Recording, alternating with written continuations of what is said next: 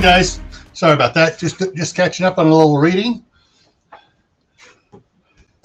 Gil here at GrayManPrepping. On this episode of Your Prep Today, yes, we're going to be talking about reading. But first, if you haven't had a chance to subscribe to the channel, please click the subscribe button down here.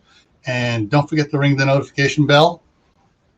Also, if you can, please give me a thumbs up. Helps me out with YouTube's analytics. If you have any friends, neighbors, coworkers, relatives that might be interested in these topics, please go ahead and click the share button right there and share it out to them so they can get prepared too. And that way they're not coming after your supplies. Alrighty, so reading. This is basically I want to talk about easy reading, light reading, whatever you want to call it, for that'll help you to decompress, de-stress, and relax. Yeah, you don't want to be reading,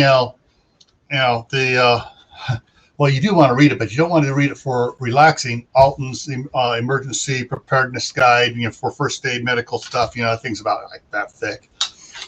But that's not something you read to relax.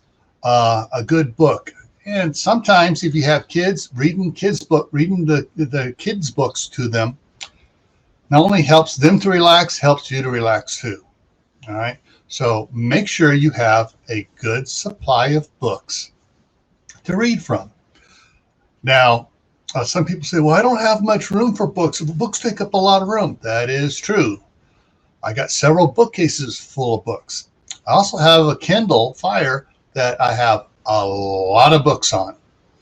And so I go back and I reread some of the books I have just because they're fun, they're relaxing, and it's something good to do.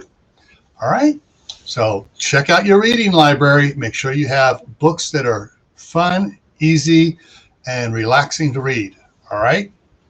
And as always, stay happy. Don't let the world get you down.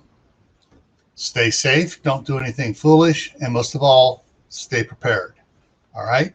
And I'll see you in the next video. Take care.